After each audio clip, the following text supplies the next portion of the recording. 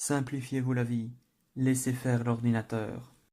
Salut tout le monde, bienvenue dans mon premier tutoriel. Aujourd'hui nous allons apprendre à effectuer des opérations de traitement sur une série d'images. Cela comprend de renommer des fichiers à la volée, de modifier leur taille et de les convertir dans le format désiré. Dans ce dossier d'exemple, il y a des images de différents formats avec des tailles et des noms différents. Nous allons uniformiser tout cela. Pour traiter ces images, nous allons avoir besoin d'IrfanView. IrfanView est un logiciel gratuit qui permet de visualiser, de gérer vos images et qui comporte un très grand nombre d'outils intégrés. Parmi ces outils, nous en utiliserons un, le traitement par lot. Cet outil permettra d'effectuer toutes les modifications que nous avons sélectionnées sur une série d'images. Vous trouverez le lien de téléchargement d'IrfanView dans la description en dessous de la vidéo. Une fois que vous avez installé IrfanView, il suffit d'ouvrir une image et le programme se lance. Si ce n'était pas le cas, et que l'image s'ouvre avec un autre programme, il vous faut faire un clic droit sur l'image, aller sur Ouvrir avec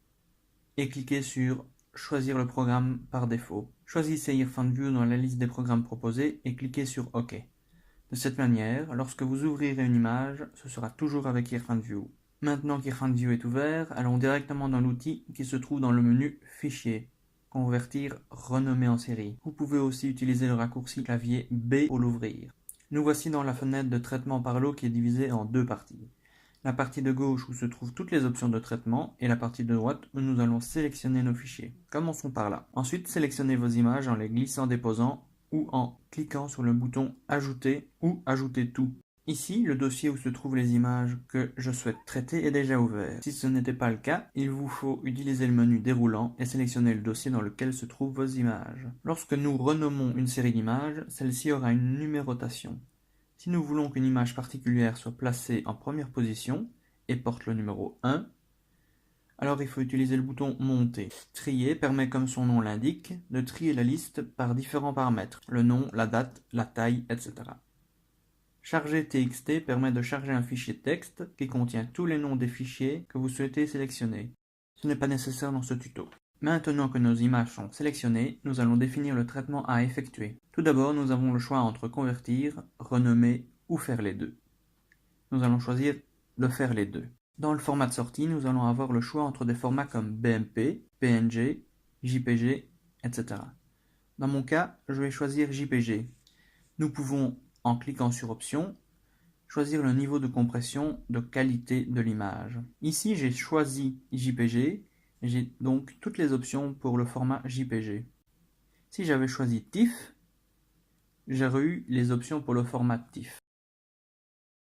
Dans les options JPG, nous pouvons par exemple choisir de conserver ou de supprimer les métadonnées de l'image, c'est-à-dire la marque de l'appareil photo, l'objectif utilisé, la géolocalisation de la prise de vue, etc. Pour la partie conversion, c'est déjà fini. Mais je vais vous montrer d'autres paramètres. En cochant « Utiliser les options avancées », nous avons accès à une myriade d'options.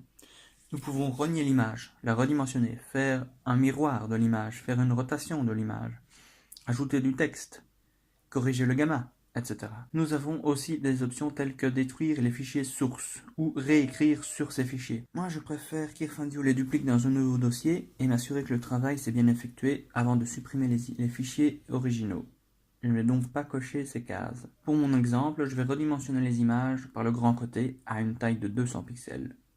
Le grand côté peut être la hauteur ou la largeur. Cela dépend de l'image. J'attire votre attention sur l'utilité de la case que nous avons cochée il y a quelques instants. Quand elle est activée, toutes les options qui seront activées ou modifiées dans le bouton avancé seront appliquées à la série d'images. J'insiste là-dessus car IrfanView va retenir ces options la prochaine fois que vous ouvrirez la conversion par lot. La dernière chose à faire maintenant est de donner un nom à notre série de fichiers. Dans mon cas, je vais la nommer miniature, point, et je vais ajouter un carré. Pourquoi un carré? Le carré va permettre la numérotation de vos fichiers. Ils seront donc nommés miniature.1, .2, .3, etc.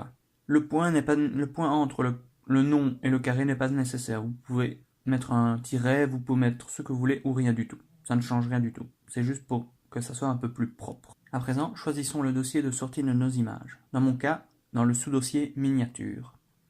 Et c'est terminé. Il ne reste qu'à cliquer sur démarrer et une fenêtre de feedback nous indique que tout s'est bien passé et nous découvrons dans notre dossier les images renommées, redimensionnées et converties. Voilà qui conclut ce tuto.